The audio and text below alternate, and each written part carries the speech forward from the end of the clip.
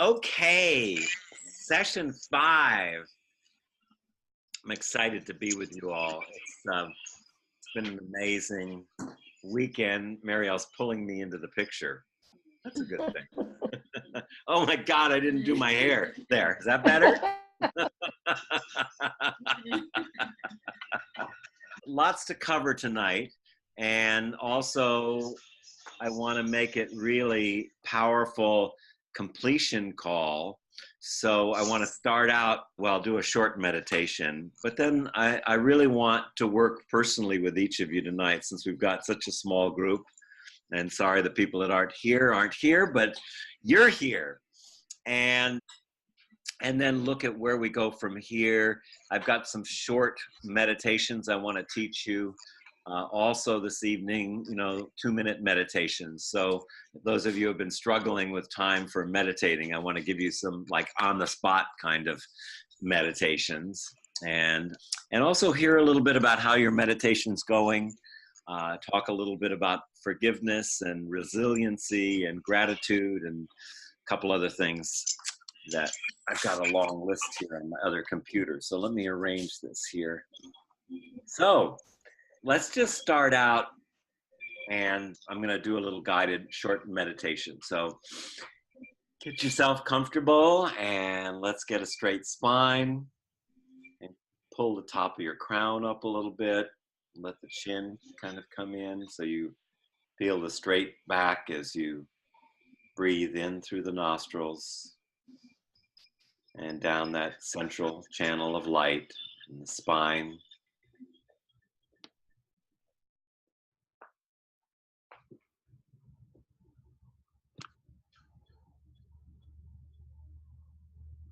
Just notice yourself connected to the earth,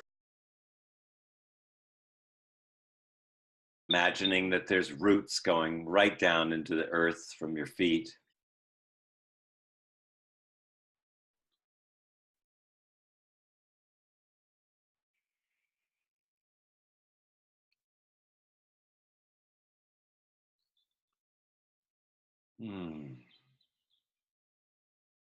Feeling yourself just sitting in your body, just being inside your body fully. Feel any energetic flows that are going on, any stuck places, any places of tension. Just notice them and allow the breath to go to those places. Remember that energy flows where the breath and awareness goes.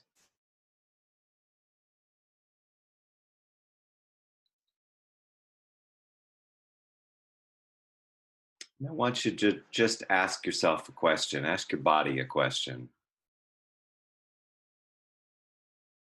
And the question is, what do I need to be complete with this course? What support, what guidance, what meditations? Just looking, what do I need tonight?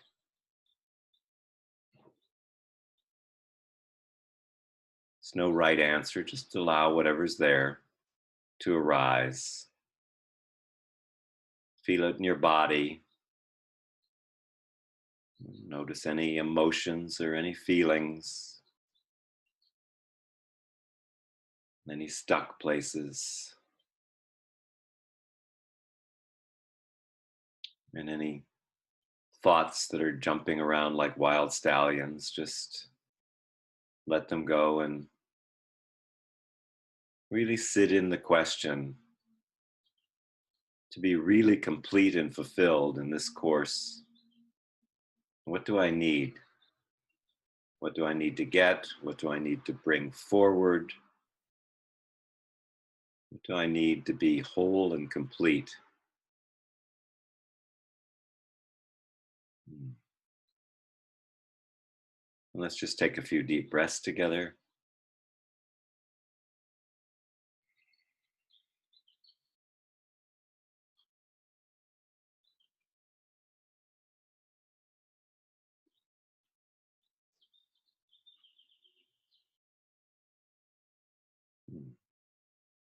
And then slowly bringing yourself back and fully opening your eyes, feeling your fingers and toes. All right, welcome back. So, who would like to share the answer to that question? What would you like to say about that? Okay, go ahead, Diane. Hi, Diane. So good to see Hi. you. Thank you. Ditto. I feel like this is just the first step, like opening the door to my awareness. So what I feel like I need is the guided meditations that you have online. That really helps me if I Aha. feel like I'm having a hard time, quieting my mind. Mhm, That really helps. mhm, mhm. Great. Um, are they the guided meditations I have online? I don't even know what I have online, quite frankly. Mariel, do you know? So, I'm not sure which ones. One's from other classes, or well, one I did, and I think it was from another talk that you gave about becoming fire. oh, that was from a And new moon cut. Yeah. yes, that was, it felt like it's segued perfectly into this because I Yeah. did that and felt like, um, well, I'm having a lot of pain with this ankle that I twisted and it's Mhm, not mhm, healing like I'd like it to. I just spent 4 hours in urgent care waiting to see someone to see if maybe I broke a bone. That was a mhm. perfect opportunity to meditate.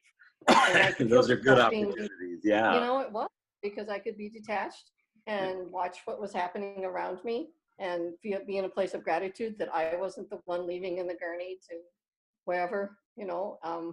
So I feel like this has been incredibly beneficial. And I've listened to a couple of other webinars and the Ancestral Healing Summit that Shift Network just had. So I can't remember exactly what you said here or in other webinars, which is kind of fun in a way because it's all melding together. Mhm.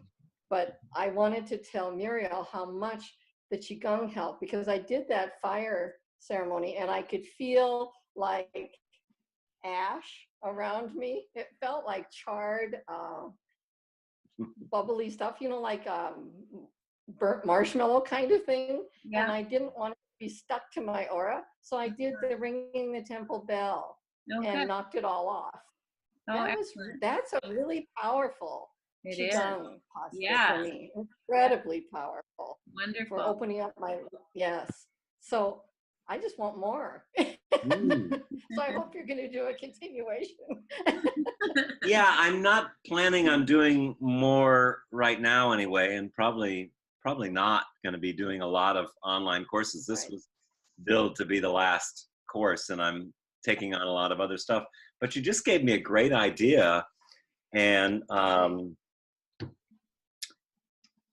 maybe what I could do is do one live on a weekly or I don't know about weekly, bi-weekly, every other week basis on Facebook Live, and then turn it into a YouTube on different subjects.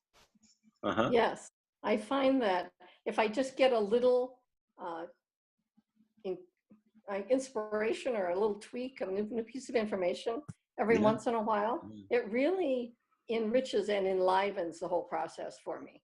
Yeah. Yes. Yeah, I enjoy doing them because it's a meditation for me too. It's Yeah. never something, I mean, I usually have a theme, but I have no idea what's going to come through. So it's always powerful for me too, because I'm in the meditation when I'm doing it. I don't like have a script for anything. I can't tell you anything. Right. Like, Mhm. oh yeah, I Well- remember that one we did with Nikki about the fire. Well, and in an earlier session, you had mentioned to me that I wasn't closing space with clients and cutting the cords. And I did that with my next client. And then the next day, I found myself very tired and I went, duh, I need to do that with all the clients I've ever seen, not just the one I just saw. And that was incredibly powerful too. And those kinds of insights often will come during the meditation where I make the connection when I'm not thinking. Yep. Yeah, one of So the things I wanted to talk about really was that area, to remember that everything has a beginning and a middle and end, and mostly we have a lot of dangling middles yes, because we don't yes. complete things. Mhm. And when you have energetic, like a relationship, for instance, um, and you've been in a relationship for 2 or 3 or 4 years or something, and it's been up and down or not particularly healthy, you really need to cut the cord with that, because it'll suck your energy. But it's the same thing with a relationship at work, or a relationship with a task, even, when you're working on a project. And Ray, I'm happen to be thinking about your car that has been incomplete for 30 years that I've known you. And there's a process to really be complete, even though you're not finished. So the why I thought of that example is that Ray is not finished. I'm not sure if he's complete or not, but completion would be really sitting down to look at everything that's been done and said that you want to do, and everything you're going to do, and everything you're not going to do, and declare it complete. And that's kind of a cord cutting with a project, even, that you would do. So yeah, so it's just, whenever you're doing shamanism, you did a shamanism course with me too, didn't you, Diane, at one point? Yeah. And I did one with Alberto. With Alberto. Okay, it was with Yeah. Alberto. Well, good company. Yes, and Hank Wesselman too. Very good company. Okay. Yeah. So whenever you start something in shamanism, you create you open the space, you step into it. Qigong, Marielle talks about this too. When you actually bow to the masters, you step into the space, literally step into that space that you're going to do the work.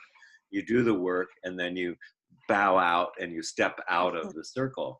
And that's a really good practice to do even when you're meditating, is to open up and say, I'm opening sacred space now, and then do whatever work you do, and then close it. So that's one thing I was going to talk about tonight anyway, and that's kind of what I'm looking to do, is that everybody has a chance to be complete on this call. So what I'm going to do, and I'll have to figure out scheduling, but I'll do at least once or twice a month That would be a recorded meditation. Of course, you don't want to miss the new moon calls are so great, because I have so many amazing people on there. Yes. And I really enjoyed the last one with Nikki, because usually I have somebody else do those meditations and I do the opening and closing. In that case, Nikki wanted me to do the meditation, so I picked it up. But yeah, so that's why I say one or two, and I can do them on Facebook Live, let you know when they're going to be scheduled. Maybe in the newsletter I can let you know that, and then we'll schedule them and then turn them into YouTube, and we'll make a collection of meditations to offer people. That'd be Sound wonderful. good? Okay. Yes, thank you. And is there anything else? You may have something at the end, but anything else now that you want to feel complete with? And Well, just one thing that I'm thinking of that connected with everything was that this has really opened up my ability to remember my dreams, which I struggle with that. I belong to a dream group, and I usually can wrestle up a memory for like once a month, but I would like to remember more often. Yeah. And because of the work that we're doing and that cutting cords, I think I just had some insight about this dream that was a violent dream about death and getting my legs cut off. But I'm realizing that it was about cutting old cords to ways of walking in the world. Yeah. Thank you. I just got that. Okay. Brilliant. Yeah, that is brilliant. And, perhaps, I don't know if it's the oldest, because the oldest may just be a prayer to spirit, but the oldest shamanic practice that I know of is the dismemberment journey, which sounds kind of brutal, but it's actually a beautiful journey of allowing yourself to be torn apart and Mhm. thrown on the fire or turned to dust or blown away, and then be put back together without the habitual patterns and stories that are running our lives. So that's a really good meditation, a good shamanic journey to do. But it's the oldest one probably known on record. So yeah, Yeah. cool, Mhm. cool. Anything else? No, that's it for right now. All right. Yeah, we might have something at the end. We'll go through a Okay. bunch of things. So Okay. okay, who else would like to say something? We're working towards completion tonight, and we'll be talking about a bunch of different things, but I want to actually start out with looking to see any coaching that you need, anything that came up in your body when you meditated. Yeah, Brianna, please. What came up for me when I was just meditating, it came to me that right now I really just need to learn and practice loving myself, and being with myself and nurturing myself, loving myself. um, so it's definitely a really, really new thing for me. I mean, obviously that's kind of how our society and all this is set up. So I know I would love, and I know the meditating and all of the exercises, the qigong. I know that all of these aspects help. Like they help to like foster self-love for ourselves. I'm wondering if you would have any other words of experience or any words of wisdom on that in particular. Just being at like a really really almost just like dark time right now is really how it feels. um um and yeah, well, I know my intention is to continue gaining more ability to be a witness to what goes on inside of me and my stories and all my beliefs that are really pretty self-defeating. All those ways I have been able to, that has opened up for me a little bit since starting this, to I've been able to gain some objectivity when I'm just kind of going through stuff and I'm feeling stuff, and then there'll be a moment where I'm like, I pause and I can like notice that it's like just this like habitual, it's just like this programming. It doesn't make me, it hasn't changed it yet. I think that is, I think that's the first step, is really being able to just witness and see objectively without having judgment, and without being attached to it. So yeah, I'd say mainly the thing on self-love and loving myself. Well, there's a poem by Basho. I may have said it earlier. It's a short poem. He says, why are you unhappy? Why are you unhappy? Poets repeat themselves a lot. Why are you unhappy? He says, because 99.9% of everything you do and say is about yourself, and there isn't one. So this thing you call forgiving yourself is a myth. Right. There is no self. What there is a story, which you can witness from a soul place when you allow yourself to meditate and be separate from this thing we call a self. So that's one piece of it. The other piece would be, there's a saying that might sound trite to some people, but from my own experience, it's one of the most true things that people say in this kind of sphere that we're talking about, and that is that your wound is your gift. So, give you an example of myself, with lots of early trauma, abuse, all kinds of abuse, having a mother who tried to kill me many times, and And then I found her hanging from the ceiling, uh, committing suicide. And, many things through my life. And it was really easy in my early years of alcohol and drugs and numbing that pain.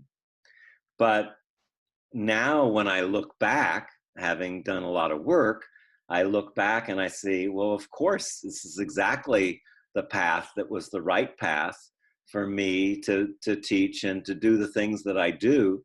And has a lot from my particular, I just had an amazing tarot reading from somebody. Anyway, the long short of it is that a big part of my journey that I came in here for was to honor the divine feminine in myself and support the feminine. In addition to my wife's death and my being a child, then there's also, my mother's, then there's also my wife was murdered and my daughter was 4 at that time. So that's kind of interesting that those two pieces go together. But when you really look at it from the perspective of that's a gift, what's the gift? Well, the gift is to heal that for myself and for future generations and for my ancestors. Mm-hmm. And the more work I do and hold that as my pain is my gift, and the more inner work I do around that, when you say you're in a dark time, well, congratulations, you're in school. You're in human school right now. And that's what it is. Human school is being able to embrace our pain and recognize the gift in the pain. So, and when you can't do that, what I said I think first thing was, and can you love that? Right. This is my dark time and I love this. I'm going through these changes and I love that. Yeah. Or I may not like this, but I love it, because I embrace it. I honor myself as, I honor my essential goodness. None of us were born with these afflictions. None of us were born, I came into this place to be a drug addict, or I came in here to be abused, or I came in here to hurt somebody, or I came in here to be a murderer. Something happened in our lives that so underneath that, though, when you go into the baby bin, where the babies are all lined up in the hospital, tell me which one's going to be a murderer, which one's going to be a saint, which one's going to be a thief, which one's going to be a crack addict, which one's going to, no. So things happen so that we can then grow from them. And to hold that position, it's not that it's there's no evidence of that, but it works. It just works, So if you take that place that those dark times are, I'm in the classroom now, and what I need to do is sit with this and love whatever arises, because this thing about awareness, this whole issue around awareness is, can I be with this? And not, can I change this? If we try to change what's arising, we are constantly reinforcing it. You don't change something that isn't. And you only live in the present. Even when you're thinking of the past or the future, you're still in the present. So you don't change. I mean, if you can embrace what is, you create the conditions for change, because you're present. And in presence, in awareness, the conditions for change are ripe. But when you're resisting it, number one, you're not present. And number two, you're reinforcing the very thing that you want to change. So it's exactly the opposite of how most of the world works. Most of the world says that's something wrong, something broken. I'm not okay. I need to fix it. I'm going to work harder. I'm going to do more. I'm going to do better. I'm going to go take all these trainings. I'm going to get a guru. I'm going to drop acid, whatever. You know, our way is of getting there. Mhm. And it's an in order to that leaves you more deeply entrenched in the very thing you wanted to change. But if you can be with it without an in order to do this or be a better person or whatever, and just Yeah. be with it, then bringing awareness to it. There's like 3 areas I wanted to talk about while we're here. I like jumping around like this. So the 3 areas I wanted to remind you guys of in terms of meditation and continuing our practices. And like I said, I want to give you some practices tonight. So the 3 aspects that I think are vital to us are, first of all, focusing our attention, learning how to focus our attention. So the capacity to concentrate, to focus our concentration, to ignore all the distractions that come and go and just allow them to rise and go, and then to refocus our attention on what we're the object of our attention. So cultivating focused attention is one of the essential issues that we need to work on in our practice. And that's why your mind goes off, you bring it back. Your mind goes off. Sometimes there's a whole stable of stallions jumping around in your head, and you latch onto it, you grasp it, and then you realize, oh, I'm grasping, I'm following the stallions here, and then you come back just observing them. So, and that is really allowing ourselves to step into open awareness. So the first one is really focused attention. The second one is having open awareness. In other words, the experience of presence of mind, where we're just a receptive state of being. We just allow the objects in our awareness to pass by, but we don't get attached to them. We don't get lost in them, you know, and grasp onto them. So focused attention, open awareness. And the third one, which may be the most important of all, is kind intention. That my intention is to, you know, I have the ability and the state of mind to see myself and others with positive regard, with compassion, with love. And there's the internal love that you're talking about, the self-compassion, which is often more difficult. You know, I mean, if you think about the thoughts we have, you know, if you told somebody, if you said the things you say to yourself to someone else, you'd get arrested. You're no fucking good. You're a jerk. How could you possibly do that? Aren't you ever going to amount to anything? You're just so stupid. If I went up and said something to that, they could have me arrested and put in jail. But you're already in a prison of your own stories. So this is where we break that up. So focused attention, open awareness, and kind intention are 3 of the key things that you know, when we talk about a practice, those are the most important 3 issues to be working with, you know. So is that helpful, Brianna? Yeah. Oops, you're muted. Just a second. Okay. Yeah. Yes. It was very helpful, especially when you kind of kept reiterating the being with this. Yeah. So yeah, it's exactly, it definitely, I chimed in there. I just need to allow it to be. Yeah, I just need Yeah. to be with it. Yeah, Yeah. because I definitely have a tendency and a propensity to, you know, to reach for something, anything, right? It could be any activity, or like anger, you know, because I don't want to feel so hurt, and so, you know, all that. So yeah, just being with it. So I wrote that in really big letters on my paper. So yeah. Yeah, thank you. Well, each of these things is a portal to that essential goodness that you had when you were born.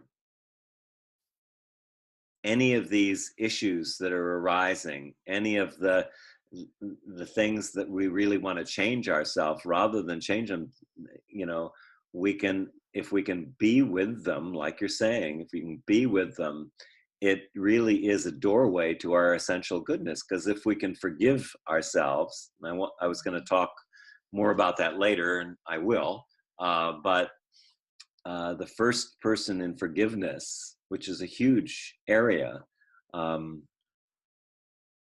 towards ourselves, you know, is enormous, and towards others. Yeah.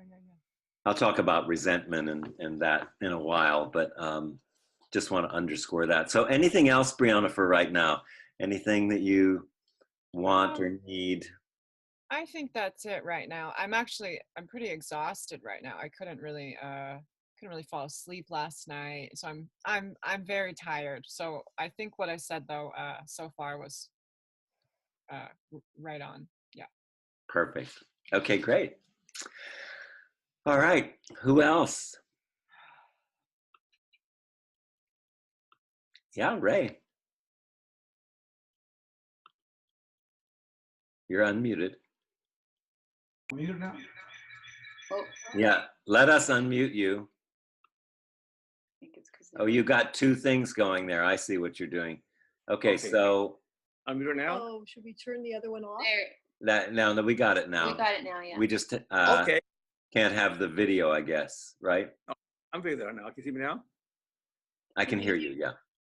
We can't see me now. How interesting. Okay. Well, yeah, we can. Now we can. Yeah.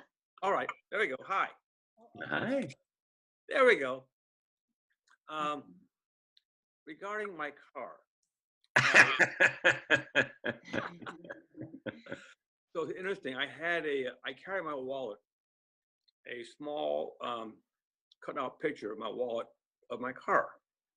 It's so now used up, you can't read it anymore. I came by today with a new picture of the car. That's the car. Yeah, Awesome. Awesome car, it's right? your hot rod. Anyway, so, and of course now the You know, that picture is going to be really hard to drive. wait, here it comes.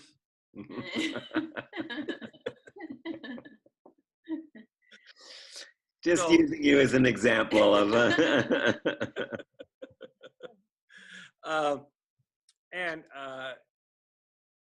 it represented to me at one time my identity. In other words, my worst day, where I could be wrong in my life. I'm a loser. I'm a failure. I could go out and sit in my car, even didn't run. Mhm. I know I was somebody. Hey, you know, I got a great car. People know who I am. People still know who I am because of this car.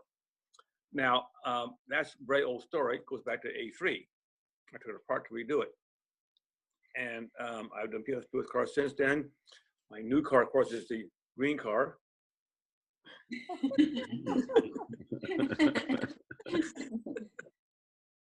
Little visual there. I drove the green car Saturday for, you know, up to. Does that mean you're somebody now? I'm somebody now. No, you drive around and you go, wow, look at that guy in that car. What a great guy must be, have that car. Except that car doesn't ride as comfortable as my old car does. So you don't drive it 100 miles at a time. You drive it 50 miles and you're tired. The roast. So anyway, so I like what you said about complete the whole conversation. Like complete the whole thing about it's not done. It's done. It's where that's what's at. It's now ready to be assembled, more or less. It's there in the shop, sitting there, ready to be worked on. And I have worked on it. In fact, that's complete with that. I have that whole story is complete where it is. And now create a new story, new way of being about the whole thing. And so I haven't done yet. I mean, I was like, okay, it's complete. How it is, how it isn't. And Okay, let me work with that for a minute. Okay, so it's not actually complete. You know why? no. Because your community still holds it that way. Everyone who knows you as the guy who has the old car. Right. So, and this is a really important point for all of us. When you're going to change So first we recognize, oh, I have an identity and I can witness that. So who is the witnesser? Who's looking at this thing? Who's observing? If I'm not that, then who am I? Well, I'm the space that exists in. And that allows us to begin to deconstruct our identity and the patterns that make up our identity. Great. Only one problem.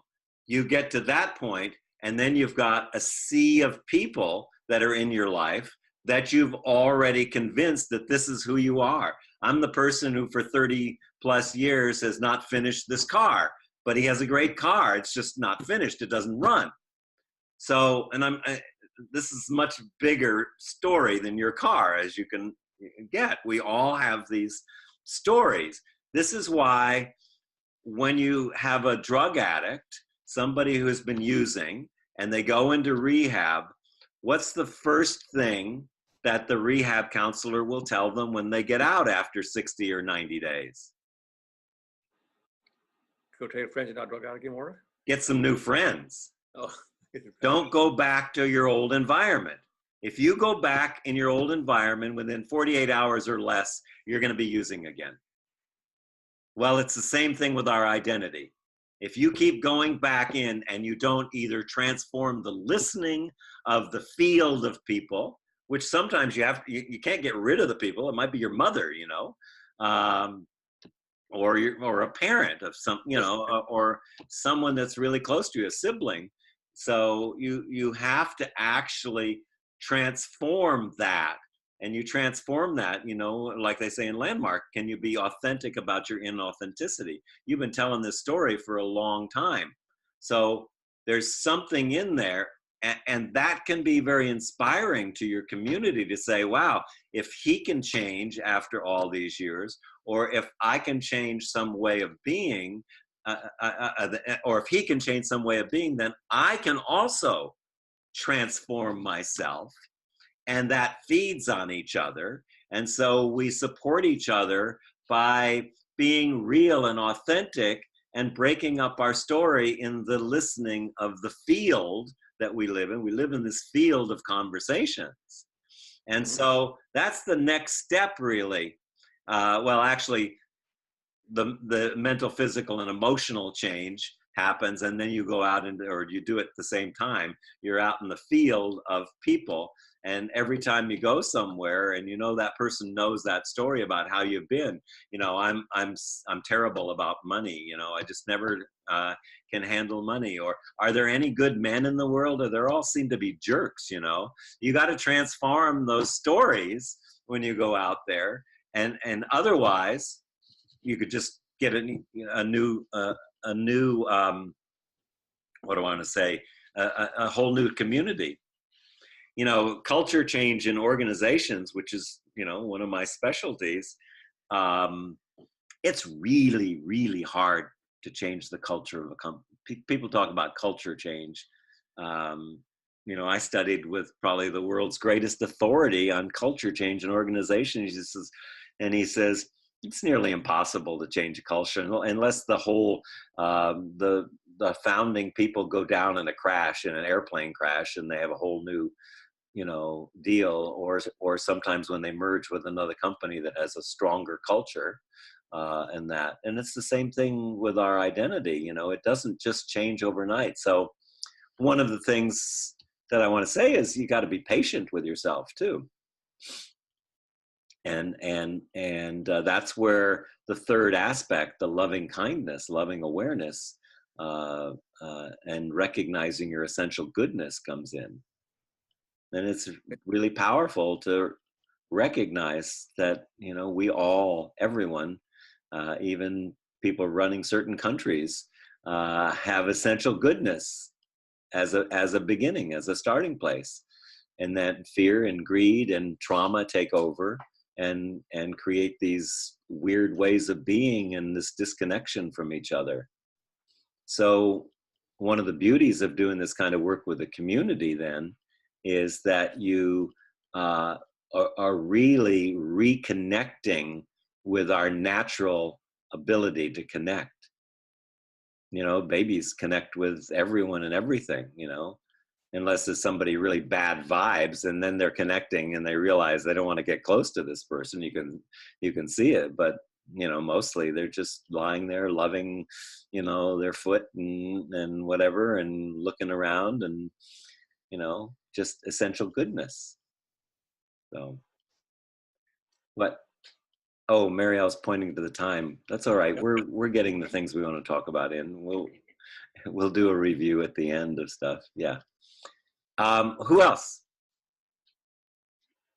Leanne. Anne, you want to say something while you're? Oh, okay. Well, I feel like this is just the beginning, and I'd like to do more of the physical exercise, the Qigong. Mm-hmm. qigong. Yes, I can't even pronounce it. You're Yeah. going to in a couple of weeks. Yeah. And anybody, all of you, you know, I just really invite you to come up for the workshop, because it'll be a lot more practice. It'll be mostly practice, unless, you know, this is an online course to give you some understanding of it, but you're ripe for much deeper work, embodied work, and you know, everything that I do ultimately is embodied. So the theory kind of invites you in, but the practice is what gives you the real strength. Yeah, it's good. And then meditation. I'm not someone who, I'm not a morning person, and I do work early morning shifts, so I'm really not willing to get up earlier to do meditation before I go to work. Yeah. So I did the meditation on Thursday. I did it like in the late afternoon, Mhm. and I did find it gave me more energy Mhm. afterwards. Yeah, it will. But I'm really having trouble doing meditation every day. So I think it's just it's a whole new Practice. It's a practice. They call it a practice because it is. There's no end to it. and So you do it, and then you forget, and then you do it some more, and then you set a way of managing it, like putting it in your calendar at the same time every day. You say, okay, I'm going to meditate every day before dinner, and have that be your time. That's the time that works for you best. So yeah. do you think it would be beneficial to do meditation before you go to bed? Oh, absolutely. I think it's not only important. You know, I do long meditations in the morning, but you'll have better dreams. You'll sleep better. Oh, yeah, it's got great benefits to do it just before you go to bed, Or later in the evening? Okay. or later in the evening. Yeah. Okay. Yeah. You know, don't So- watch the news before you go to bed. You know, don't watch violent things before you go to bed. And for sure, to just clear out things, you know, don't watch anything. But if you're going to watch something, don't watch things that will cause disturbances in your system. You know, all of that stuff you take in is going to be with you in your dreams. Okay, so let me give you some exercises, which you don't have to write these down, but we're going to do them right now. So get yourself comfortable. I'm just going to give you some really short exercises, okay? Mostly around breath, because breath is one of the anchors, and it's the primary for classical meditation. Breath is the anchor. What that means, the anchor is when you go off in your head, you come back to your breath, okay? You can come back to your body, you can come back to the spacious awareness. There's lots of it, but the anchor that's traditional is the breath. So these are things I learned from Thich Nhat Hanh, and I've got 5 of them here, and they're very short. So the first one is just sit down with a straight spine. And these are short, like minute long. And you're just, you could go much longer, but the first one is an awareness meditation. And you just say to yourself, breathing in, I know that I'm breathing. Breathing out, I know that I'm breathing out. Breathing in, I know that I'm breathing in. Breathing out, I know that I'm breathing out. And you can just, after you do that for a few times, just go in. Feel that turning of the breath and go out. And that pause at the end of the breath and in. Breathing in. I know that I'm breathing. Breathing out. I know that I'm breathing out.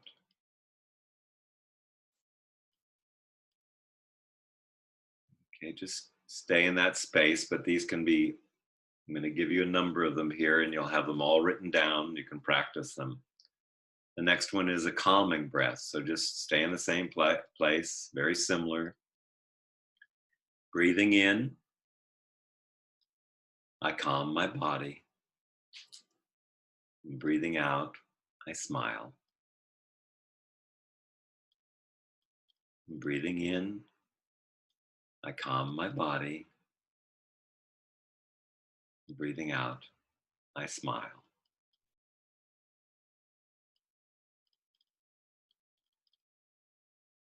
Breathing in, I calm my body.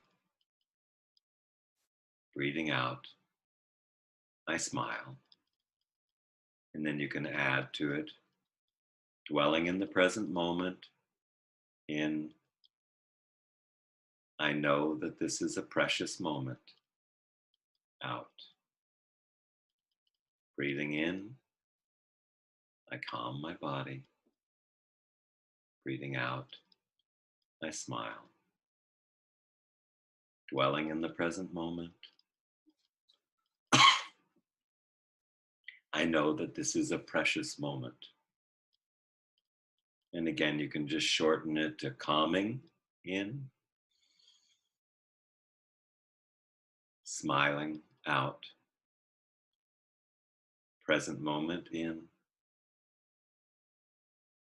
precious moment out, calming in, smiling out, present moment in, precious moment out.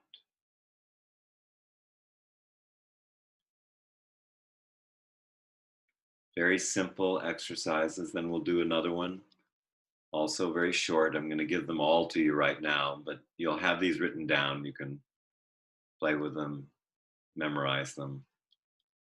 So then the body. The body is the instrument. It's our receiver and our sender. So breathing in, breathing out.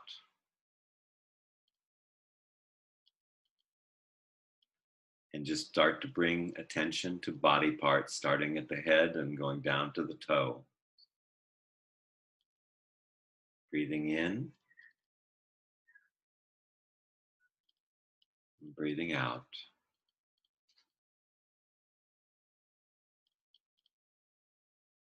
Finding a body part, bringing our attention there. Finding any tension and bring the breath to them. So again, breathing in, attention to a body part, head to toe. And breathing out, finding areas of attention, of any tension, and bring the breath to them. So just go through your body for a moment. Find that body part, bring attention to it. Then just release the tension, bringing the breath to that area of tension. Breathing in,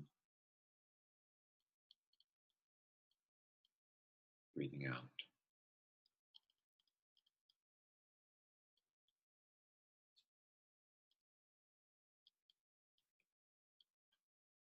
Okay, 2 more.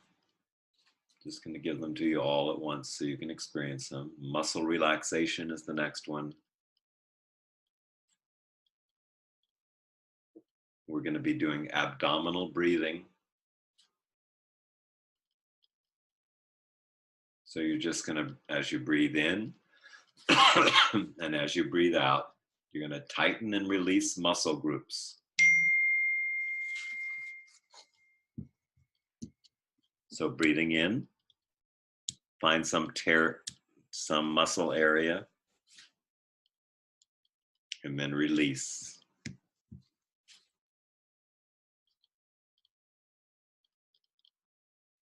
And then find another area. Just tighten, say the muscles on your arms. Or do a Kegel kind of breath. Just tighten. In breath. Release on the out breath.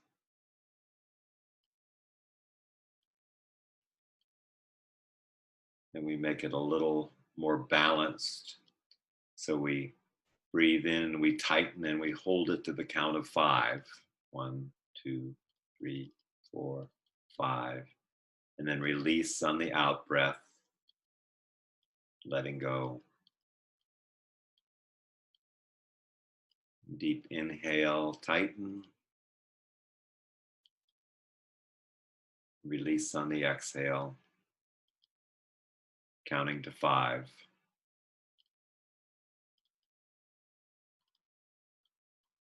Or 4, whatever is right for you.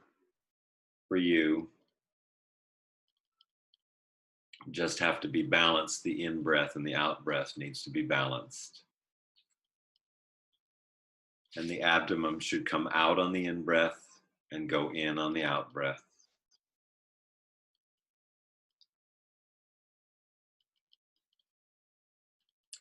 And then the last one is for the mind. Call it the mental oasis. So you go back to the abdominal breathing, breathing in, filling the belly, breathing out. And then as you're doing your breath and focusing on your breath, I want you to imagine a special place that you associate with relaxation, maybe being at the beach, in the woods, by a waterfall, whatever. Just breathing in, form that mental image of a special place. Watching your breath, but imagining yourself walking around, taking in shapes and sounds and smells and feelings. And that's for getting you out of your head. And just become completely involved in the experiences and the images as you continue to breathe. So your imagination is working, and at the same time, you're focused on your breath.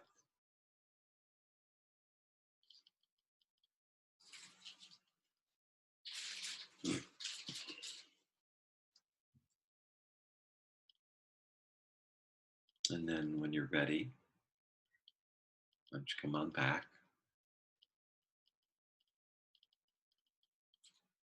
Wonderful.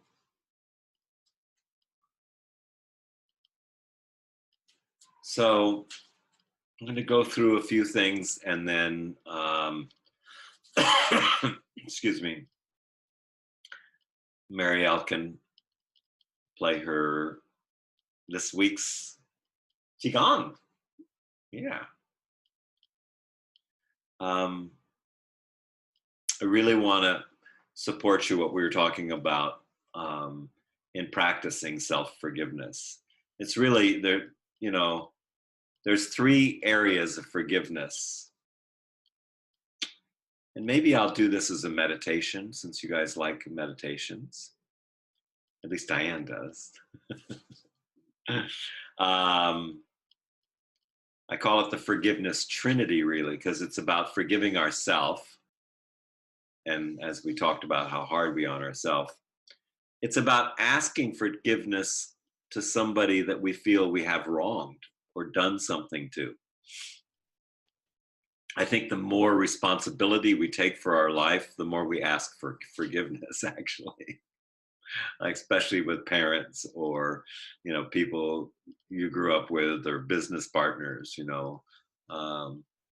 was interesting. I was interviewed on a Japanese show the other day, and we were talking about the difference in responsibility between the West and the East, and how, you know, they're so responsible that it's never the other person.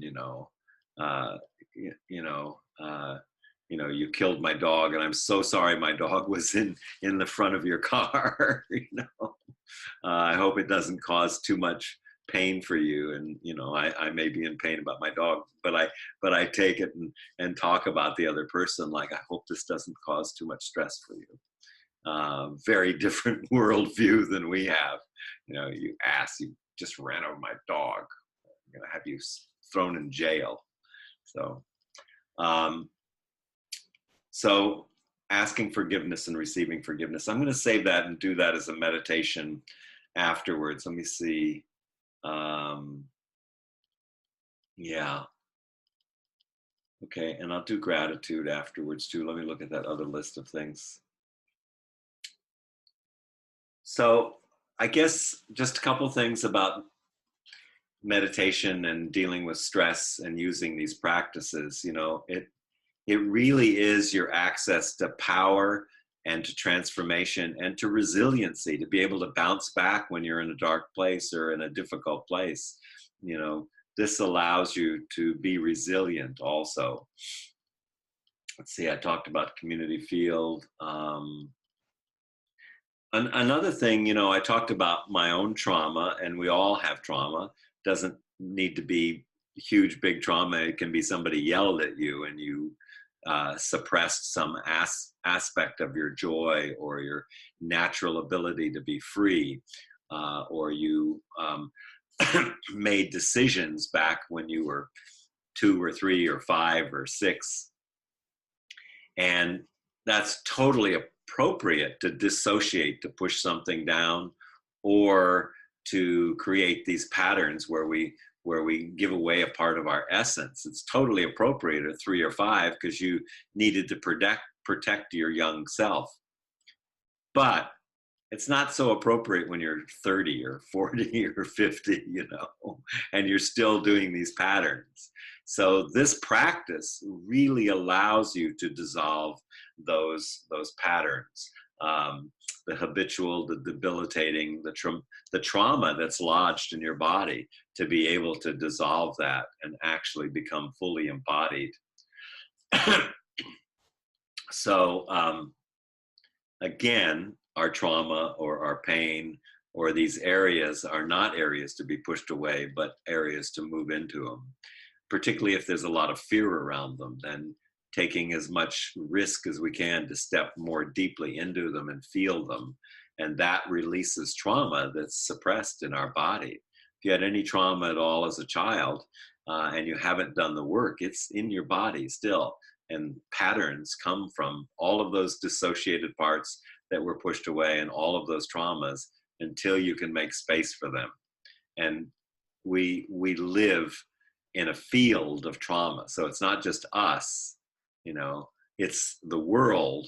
The field of the world is filled with unresolved trauma, individual and cultural. All the things that have been done: genocide, slavery, massacre of the native people, war on other countries, the bombing of the Twin Towers, and all of those things, those pictures, were flashing like that. That's like throwing trauma out constantly. So this is a practice to get beyond that. So yeah, let's do Marielle's Qigong exercises. Okay. Okay. Standing up and having some space in front of you. Oh, I'm gonna do it. Oh, yeah. Okay, so let's open again into Wuji. Feeling your feet on the ground, on the earth. wiggling your toes, knees slightly flexed, sacrum released, little string, top of the head. Got your energy balls underneath your armpits and the tongue on the roof of your mouth. You're breathing into your belly, nice deep breaths into the belly. Your eyes are veiled a little bit, clearing the mind. And we'll just start with a little shaking today. Gentle shaking. Now, in your shaking practice, when you practice, hopefully on a daily basis, even if this is the only Qigong exercise that you take out of the whole series, the shaking is really helpful in really breaking up stagnation, getting the energy to flow, especially when there's stress in our lives and anxiety. This just loosens everything up and gets the blood flowing, gets the energy flowing in the meridians. Shake your head a little bit. And you can, depending on the day, you might feel like, oh, this is enough. This is, really all I can manage today. This gentle shaking. Or you might have a day where you really need to shake a little bit more vigorously, like this. Whatever your body feels, really pay attention to your own bodies. Follow your bodies.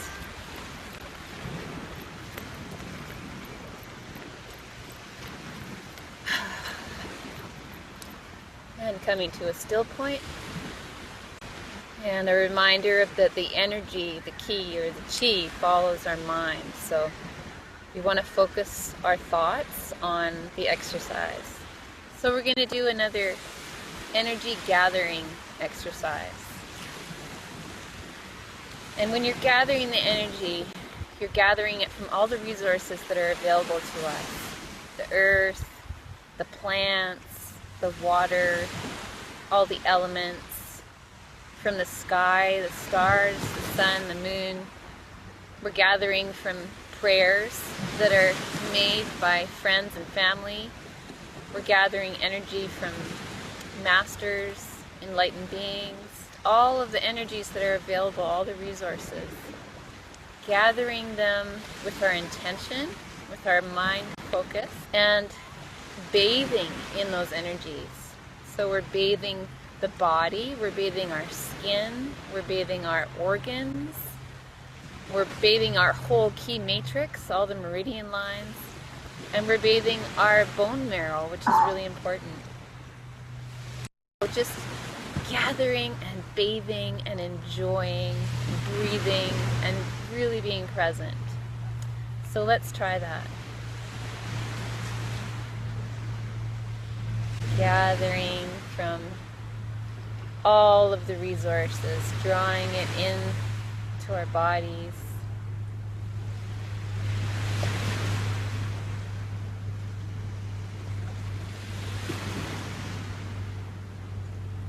And again, using the breath,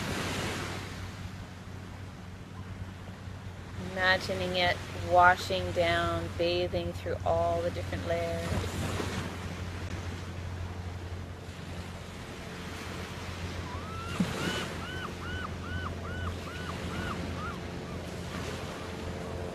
Breathing in.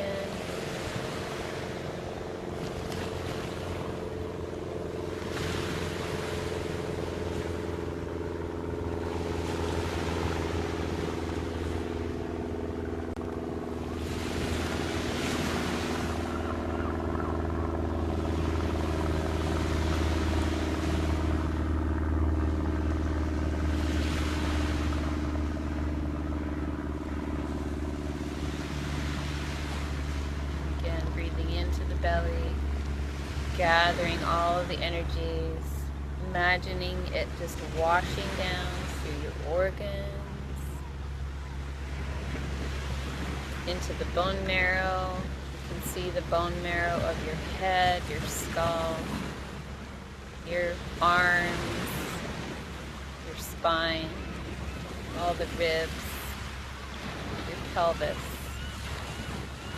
your legs, your feet. And one more time, gathering and bathing in this beautiful light.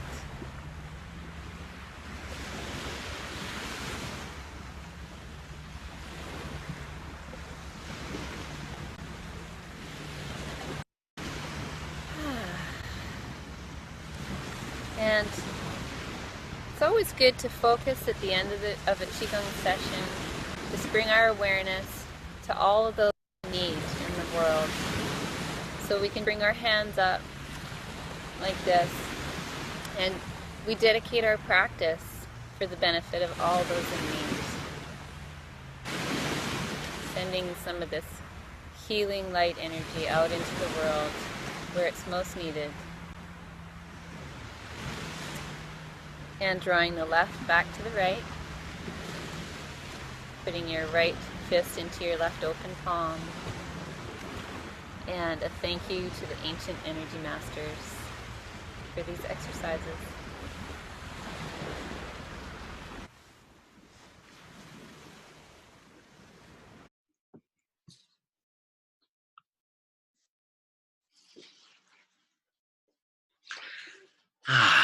Thank you, Marielle. That's wonderful. Oh, she's pulling me back into the picture. So we still have some people we haven't talked to, Linda and Maureen. So who would like to go? Okay, perfect. Okay, Maureen, you're unmuted. Okay, thank you. The first thing I wanted to say was thank you. Oh, I really appreciate the course. I stayed up purposely tonight because I wanted to be on one of the sessions live. It's about 2 o'clock in the morning here.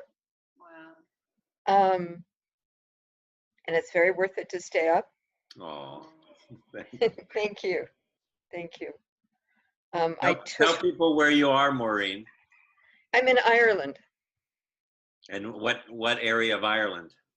I'm in Cork City, on the edge of Cork City.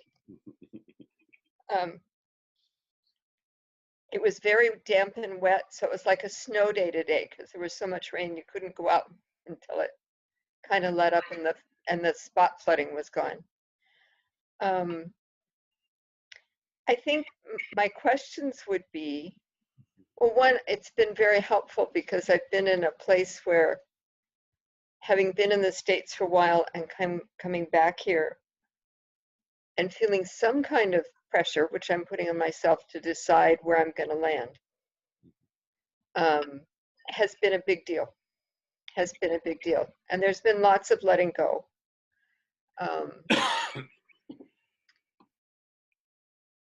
And that decision isn't final yet, but I'm leaning towards staying in Ireland and visiting in the States. But it's been very interesting. I've really appreciated being reminded to go for the spaciousness. It's been a big help because it felt like a whole chunk of me was missing. I felt so depleted. It was just like I left something over there or pulled something out of myself on the way back this time. I've been going back and forth for about 9 years. And my visualization of that is like one of those wooden puzzles that's like a ball and it fits in all kinds of little pieces. Yeah. And it's very tight. But if I can watch it, if I can be the witness and look at it, it's not quite as overwhelming as it is at 3 o'clock in the morning when I wake up from it and I'm identifying with the ball instead of looking at it. Right. And a couple of things that I'm curious about. I did a shorter version of this course with you a few years back. And I remember you said something about having a soul retrieval ceremony. Right. And there is a shaman here named Martin Duffy, and I may have an opportunity to work with him. So I'm going back and forth to thinking about that. I tend to volunteer for lots and lots of things. So I'm doing lots of earth awareness and earth environmental work here. Thank And you. also, you're very welcome. I'm hoping it's doing some good, because It does. It does. Anyone who's doing that work is doing good work. thank you. It contributes and makes a difference. And I, really appreciate. Well, I don't say that lightly. I mean, I really do. I know. appreciate you doing Thank you. Thank you, because I really feel the need to be a part of the healing of the earth and to hold that hope. Last couple of weeks, I've been pretty despairing about it, feeling a little more hopeful now, and looking at how to spiritually connect with the earth to support her in her own healing, Yeah. partnering. And I had the opportunity this summer to meet some MOMAs from Colombia Mhm. who were doing work in Crestone. Mm-hmm. And that was incredibly moving to work with them. Or they did healing with us, and then to watch them doing the healing with the earth, or to be part of that. So I'm really curious about continuing that work and finding the best way to focus my energy, because I can volunteer for so many things, I can get very distracted. That's a trap. That's definitely a trap. I guess the thing I want to say, Maureen, to you is there is no difference between your healing and the healing of the earth. Yeah. And if you're sacrificing yourself to do, work for the earth or for any other cause like that, you're actually doing the opposite. If you're not doing, your work isn't any different. Doing your meditation and your own inner growth and spaciousness work and healing is the same. You are the earth. You are made of earth and air and fire and wind. And, there is no difference. So your breath is the wind, your blood is the rivers, your body is the earth, your heart is the sun, and the light that runs through you is that. And that's the biggest myth that we live in on this earth, that's at the heart of all suffering, is the myth of separation, that we're somehow separate. And we're not separate from each other, and we're not separate from the earth. We're not separate from those people we have, the thems. We are not separate from the otherings, And I'm getting that at a deeper level right now. My other work is with the Thich Nhat Hanh community in Ireland. Lovely. Yeah. And I have a quote on my dresser that says, "The earth will feel safe when we feel safe in ourselves." Yeah. And the man himself, and I saw a picture of him in Vietnam, and he's vibrant and awake and looking quite good. You mean recently? Yes, within the last 2 weeks. Oh, really? Oh, wow. Because he Yeah, can't speak anymore, I know. But No, yeah, and he's still significantly paralyzed. But if you see him interacting with people in his eyes, yeah. he's very much at home. I studied with him. I was at Plum Village, Yeah. Yeah. That's one of my favorite places to go. I haven't been there in a couple of years, but so, I'm wondering about doing the soul retrieval, and the other thing that I stumbled on, because it's really interesting that my attachments in the States were a lovely, lovely cat by the name of Ariel Zachariah, who dropped dead last week very suddenly. And a garden that I really tended to bring the soil back, and for the butterflies and the bees and everything. And there was somebody taking care of it, and they sent me a picture the day after the cat died. And the picture, who knows what the garden will look like in June, but it kind of looked like a desert instead of the garden. And I was very sad, very sad. But knowing that I've made the choice to be here, I can't take care of the garden in Colorado and live in Cork. But one of the things that I ran across, and I didn't watch much of the ancestral healing series, but I saw one about Celtic spirituality. Yeah. And And I realized that some of what I may be experiencing is what my mom experienced, because she ran away from home and joined the British Army because she didn't like Hitler. Met my father, and there we are. But she was incredibly homesick and felt really, I think, felt torn out of her country, even though she made the choice. Yeah. So I'm looking at the ancestral healing part of this and the decision making, and because my heart very genuinely told me I needed to have a home here, but I've never been clear for how long. Yeah. So it's been, I think there's some big transformation going on, and it hasn't been easy. The last few months have been kind of tough, and I don't get a lot of sleep. I'm working on that one too, and I have a therapist, and got away from the practice for a little while. I'm back into the practice now. Have you done any work with Daniel Four?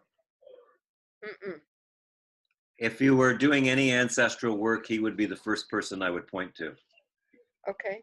Very high integrity, very experienced, and I mean, our methods are not the same. I don't know if you heard my part of the ancestral healing, but I missed it, but I bought the series, so now I can go back and listen to it. Yeah, it was more from a quantum perspective of it's all happening right now. But I have such high regard for Daniel that I always, if someone's going to do ancestral work, he's who I recommend. Thank you. Yeah. I will take a look at that. I will take a look at that. But I've really appreciated the spaciousness and being able to get back into it. And the pebble meditation is one of my favorites.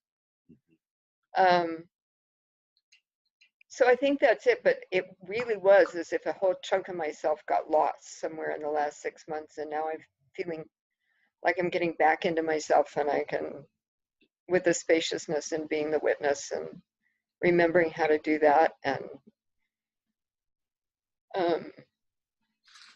also but maybe letting some of the pain of the letting go of what no longer works in Colorado, even though I love Colorado and will go back. My brother is there, my family is there. Crestone is kind of my spiritual home over there. Yeah. And also being willing to face into that kind of despair that Joanne Macy talks about the earth. Yeah. Yeah. And looking at all the babies and wanting them to have a place to walk in the woods and in the flowers, and not being sure they're going to have that. But doing the work and knowing that we don't know. There's so much mystery. We don't know what it's going to look like in 10 years. We have no idea. But we have, the thing is, we need to really keep the intention going forward and not put as much energy in what we don't want. We're putting way too much energy in what we don't want right now. And the healing really comes from focusing on what we do want. Thank you. Yeah. Thank you for that. Yeah. And something, sorry, go ahead, please. I was just going to say something we all need to remind each other of. Yeah. That the world that we live in is the one that comes out of our mouth. Thank you. Mm-hmm. Thank you. Yeah. I got a big kick out of somebody sent me something on Facebook, and it was a map of Ireland. and it said Trump to the left of me, Brexit to the right of me, Air, E-I-R-E, I'm stuck in the middle with you, EU. And I laughed and laughed and laughed because of course, I get traumatized by Trump on a regular basis, and I try and pray for him and his trauma. But I try not to listen to Brexit because I can't take it all in. Yeah. But when you do hear that, or you hear of Trump, use that for your own healing. Yeah. That is you. You are Trump, unfortunately. I know. So we just have some really disgusting parts of ourselves we need to love. He's kind of an icon of a cultural, I hope that it's the darkness coming out to be healed. Yeah, he's an archetype. Yep. Yeah, that's great. That's great, Maureen. Thank you so much. Thank you for staying up late to be on the call, for the work you're doing for all of us, for just for who you are. It's really a treat. And say hello to one of, you know, I would live in Ireland if it weren't for the rain. I love Ireland. And as you know, John O'Donoghue was my brother and friend. And yeah, they always used to say, I say, it rains so much here. And they, oh, but it's a dry rain, whatever that is. Well, and we had lots and lots of sun last summer. Yeah, I heard. Yeah. Well, let me go on because we're getting close to the end here. Unless you have something else, and I want to make sure Linda gets this chance to speak also. So, okay. Thank you. Yeah, thank you. So, Marielle, let's see. How do I? Oh, there it is. Change the way they do that. Linda, can you hear me?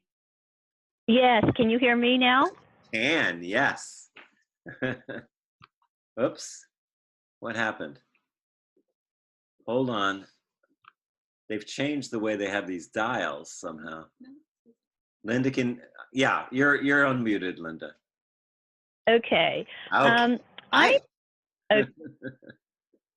I'm having difficulty loving a situation. And here it is. I have an elderly neighbor who has basically designated me as her go-to person. I believe she has cancer, but she refuses treatment. She has no phone or internet. She's a widow. She doesn't drive. She has no relatives or friends. And she has a meltdown basically at very trivial things. For instance, if the neighbor 5 feet away leaves open the door, she would call me hysterically saying there's a burglar there and she's a little old lady all by herself and I need to handle it and I need to call them. So this happens, you know, not often, but basically she has designated me to be the person who will call the neighbor, or her toilet just recently broke for 2 days apparently, and she leaves a voice message with me, and I'm in a separate building, to come use my toilet when there's a neighbor 5 feet away who can use the toilet. So it's like high drama and meltdowns. And because she has cancer, I never know if it's serious, if there's really an emergency, and it takes about an hour to figure out what's really happening because she's still so into her story, the victim. I'm a widow, I'm helpless, I can't do anything. So I'm just wondering, Michael, what the lesson is for me, because she gets energized talking to me and I get drained. Mm-hmm. Great. And she, I totally get doesn't help. Okay. I want you to say goodbye to Marielle real quick because she's got to go to her class here. And okay, bye. We're going to go a little bit over, but goodbye, everybody. Thank you so much for all your participation and all your great work, and I'm just so thrilled to have been in here with you. And I have a fun little blooper video. I don't know if you noticed in the Qigong, all of a sudden there's Buddha. Well, our dog. Well, there's a little funny little clip that I'll send you out with the home play and the recordings of his little bum right in the camera. So, but yeah, thank you everybody. And I'm sorry I have to run out early, but I have a seminar to go to. So blessings and thank you very much. Yeah, it's great. Thank you. I'll see you later. Bye. Okay, so, oh, what a great question, Linda. I love this question.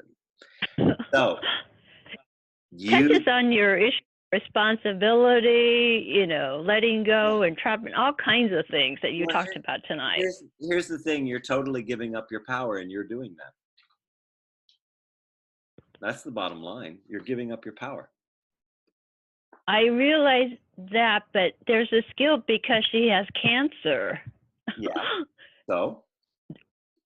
So I never know if she's dying. Well, so that's She's gonna die. trapped part. She's gonna die at some Uh-huh. point. Yeah, she's gonna die. It sounds like she's actually ready to me, but that's not me to decide. But what's important is you're giving up your power, and you're hooked into a story about somebody who has cancer. It's your job to take care of them if they ask you, and you're being Yeah, and right, because that's my job. Yeah, you're being completely manipulated by your own story. Right. It's not about her. It's about you. Well, that I realize, but it's also hard because she's begging me for help on the phone. So would you just say no? Because she says, I'm scared alone. You have to help me. She's like pleading with me with panic attacks. Mm-hmm. Yeah, you're being manipulated. I know that. That's why I feel resentful. Probably been doing that for a very long time, since she was 6 or 7 or 5. Right. So what would you like her to die with? What, you want her to die with the last person she knows she's manipulated and she's going to go off in that? Or would you like to figure out another way for her to die with you learning how to set boundaries and loving her when it's authentic and real, and setting boundaries with her when it's not? Mm-hmm. There are services, social services, and ways that she can get taken care of. That's not your job. Right. Okay. I got you're today, so Linda, but it's really kind of, this is about you, not about her. This is about you claiming your power. If you look in your life, you will see very clearly that there are places where, because you felt sorry or you felt it was your obligation, that you give up your power. Look and see, where else do you give up your power like this? No, I mean, really look and see. What about work? I do. Yeah. What about in relationships? Well, there's this part about, like you said earlier, about being a compassionate person. So there's this fine balance between offering service and compassion and setting my own boundaries. Being compassionate has nothing to do with saying no. Okay. If it's not, no, really, this is a real opportunity for major growth. That doesn't mean that you can't love her and have compassion towards her, but this is causing you stress and anxiety and overwhelm, the very thing the course is about. And this is about your boundaries. It's not about her. She's a teacher for you to show you about your boundaries. Okay. And it may be really difficult. I would have difficulty in that situation also. But there are services, and you can figure out other ways that she can get taken care of by calling social services or someone else to take care of it. There are people around that can do that. You don't have to do any of it, and I wouldn't do anything except what brought you joy. And if you can't love what you're doing and it brings you joy, then don't do it.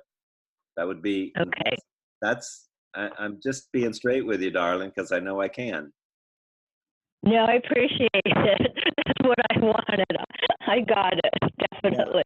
Yeah, but she's a teacher for you. She is a teacher for you, and you've had to have this kind of situation for you to learn the lesson that's been confronting you probably your whole life about how you give up your power. Yeah, out of the guise of kindness. Right, exactly, because you want to be a good person, don't you? You want to be a good girl, have everybody like you and think you're so kind and so nice, when underneath there's that part of you that's a raging bitch that just wants to say, go away. Exactly. Then feels guilty, like, why help this little old lady who has esophageal cancer or something. But Yeah, I got it. that's how people how we give up our power, and people are, we become hosts to people who use people. Hmm. Okay, I know my plan of action now. Thank you. Good. Thank And you. you don't have to plan it out even. You just need to be present and witness what you're really up to. Is trying to, it's your old story about, well, I have to be kind or people won't like me or whatever that story is, that you're just playing out, and you give away your power that way. Hmm. Yep. Yeah. So true. Why Thank you. don't you fly up here and do the course with us? I know I need it. Well, you don't need it, but it'd be really fun to have you up here, since we never seem to get together in San Francisco when I'm there. All of you, I know. all you guys, come up here. Brianna, Diane, Thank yeah, come up. I'd love to, Mary. We're gonna be doing a lot of these practices. It'll be a retreat for people, and it's spring in Vancouver. It's not raining, Maureen. Wait, I'll have to unmute you here. Okay. Did you? Oops. There. No. Won't unmute. I don't know why this won't unmute. Oh, there. Okay. Maureen. All I said was, it's a little far. I know. Maybe when I'm in Colorado, that'll work. I can All take the right. train. All right, darling. Thank you. It's good. I'd love to come. I'd love to come. I'll be Come doing to it. court. Yeah. Linda, anything else for you? No, that was perfect. Thank you so much. Great. That's great. Let me just look and see here, because we're past time, but I'm going to send you these exercises, and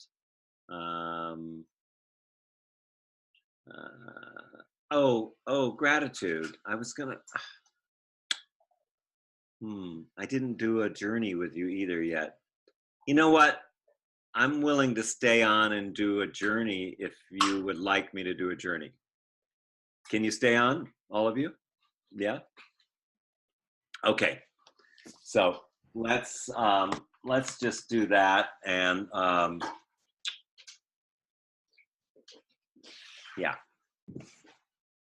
I'm going to do a journey that I talked about. Let me just get in the right space here. So we're going to be doing a 3-part journey. We're going to be doing a journey to forgive ourselves, ask for forgiveness, and forgive others. 1 minute, I have to kiss somebody. I'm planning on going out, so I'll be back late. You gonna bring me in? I guess I'll have to. Okay. Okay, I'll be working late anyway. Bye. I've been at the computer all day. I have to take a walk, and she was going to run off with the keys here. Okay, so let's just get ourselves into a meditative state.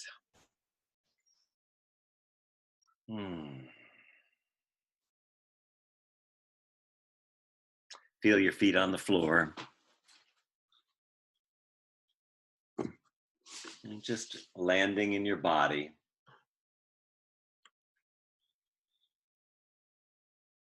And just really feeling into your body. Noticing any sensations. Notice your breath. Any feelings or emotions that come up. Any stories you just want to let go of, just let go of.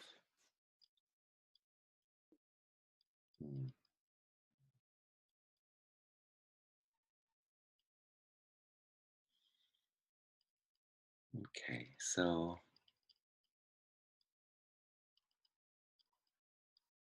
first thing, I'm going to take you on 3 little journeys here. So the first one is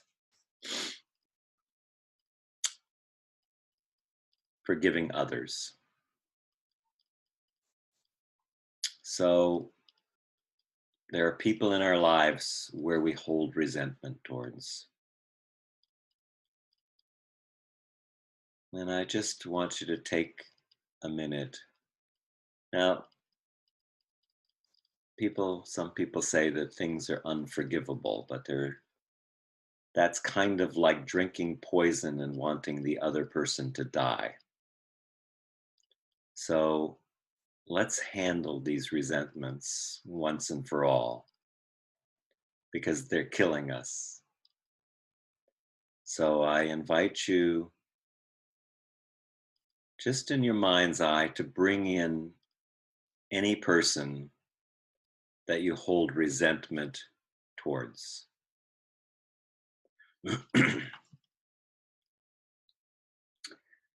Resentment means to feel again.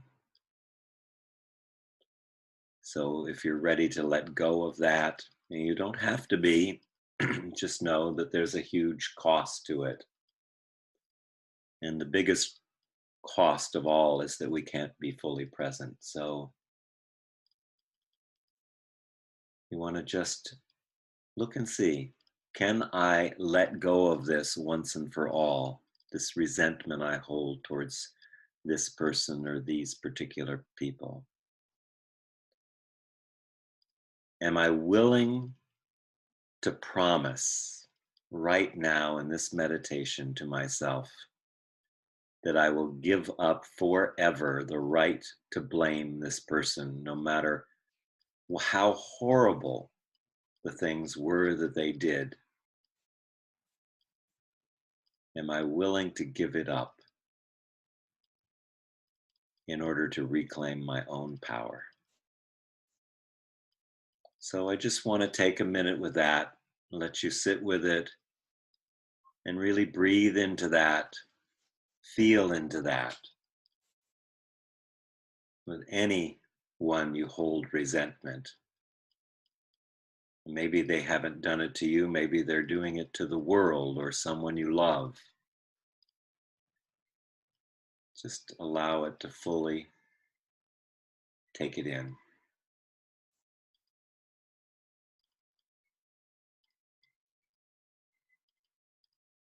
Recognize that these people or this person were babies born into essential goodness, just like you.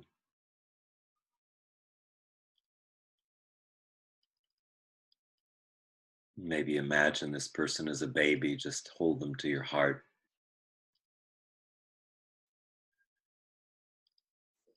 Whatever they did, it was because something happened to them.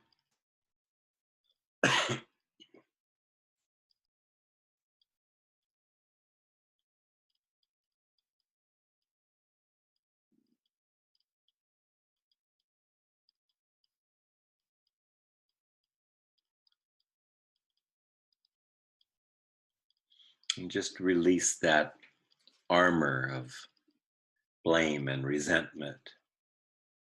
Feel it just breaking off like a crust, breaking off the heart.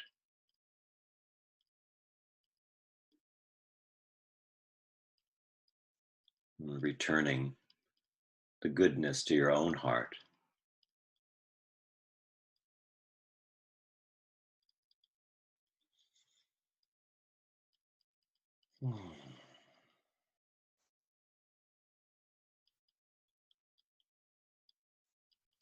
Actually, just see them in their own light. And you can come back and do this meditation anytime. Perhaps another person will arise. I just invite you to take a couple deep breaths, straight spine, top of the head, the crown pulled upwards, feet on the ground in your body,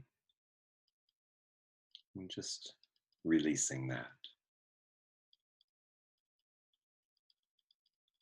And now I want you to imagine anyone that you intentionally or inadvertently or even unknowingly caused some pain, some harm, created an upset, and just bring them into view. And I want you to imagine yourself asking for their forgiveness.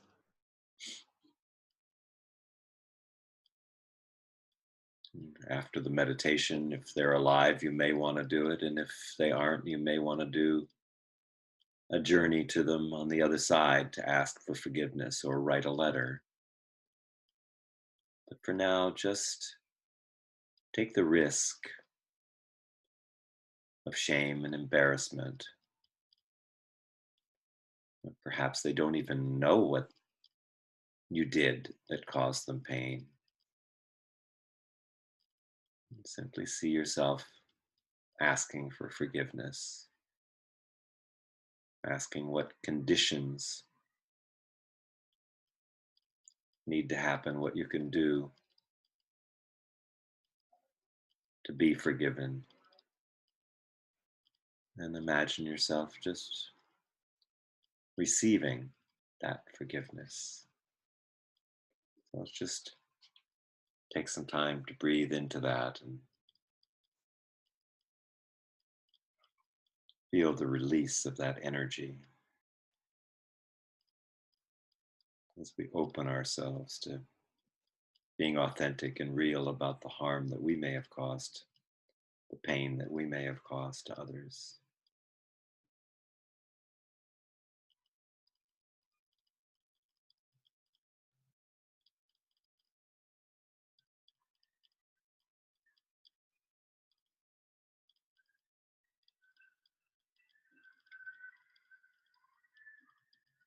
And imagine that fear and anxiety and shame just melting off the heart, just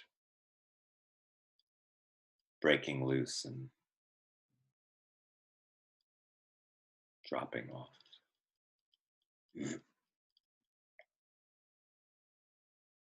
And bringing yourself back into a grounded place, a centered place with your feet on the ground, crown of the head upwards towards the heaven.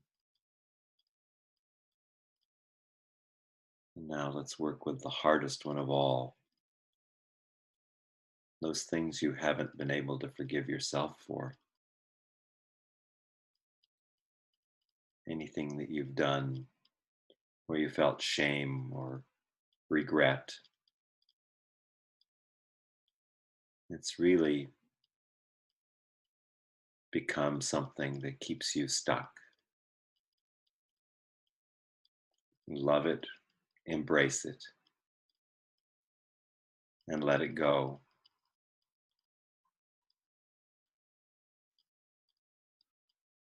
Know whatever it is, you did that, and that was then, and this is now. Really begin to notice all the horrible things you've said to yourself about your worthiness or your lovability or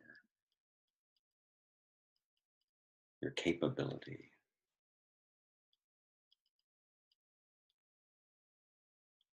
Imagine that little baby, you in your crib, that essential goodness that you were born into.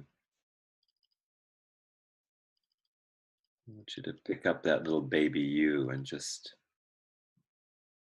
hold him or her to your heart. Feel the entraining of the heartbeat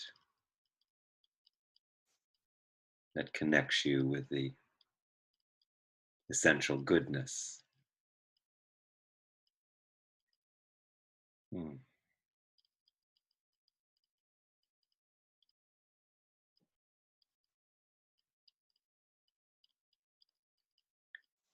Not forgiving ourselves is the way that we avoid stepping into our own dreams, our own freedom. It's really a fear of not being free that keeps us stuck in that place. So we really want to hold that little baby you to the heart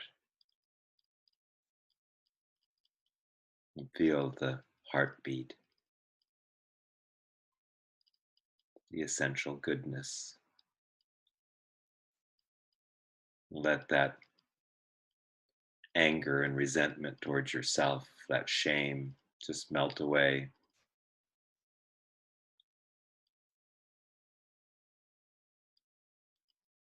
Feel a kind of spaciousness and brightness coming into and out of your body as you release that. And I know that you can anytime release that and let it go. Sometimes you might need to ask yourself, what am I getting out of holding on to this pain, this story, this thing that I did that keeps me from really living my dream moment to moment, being fully human, self-expressed. And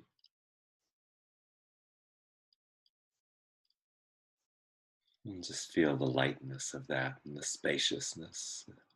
The body opens up. The heart opens up.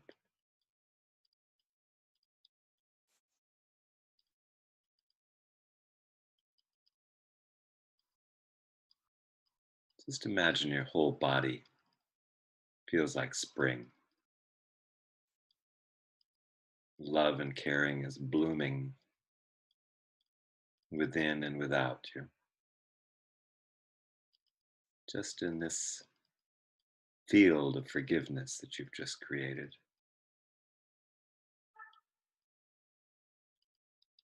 Feel the love, the light, the longing, the belonging. You belong to it all. You're not separate from anyone or anything.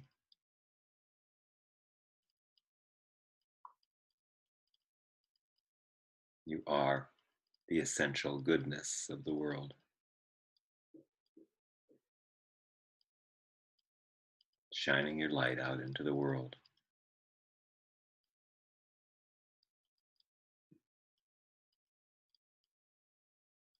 When you really can see the radiant light of that and the truth of that,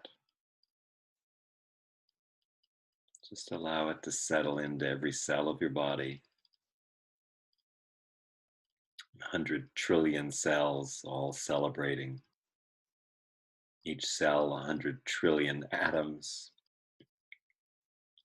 Each atom a proton, a neutron, an electron orbit sending light out to the edges of the universe.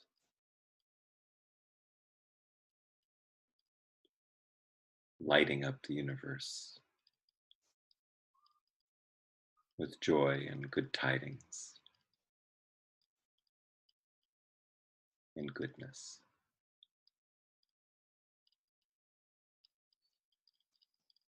And let's take a couple more breaths before we come back.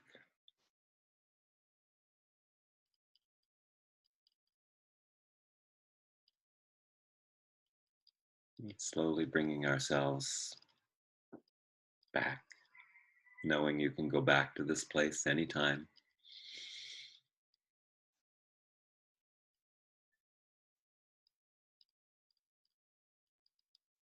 And come on back in.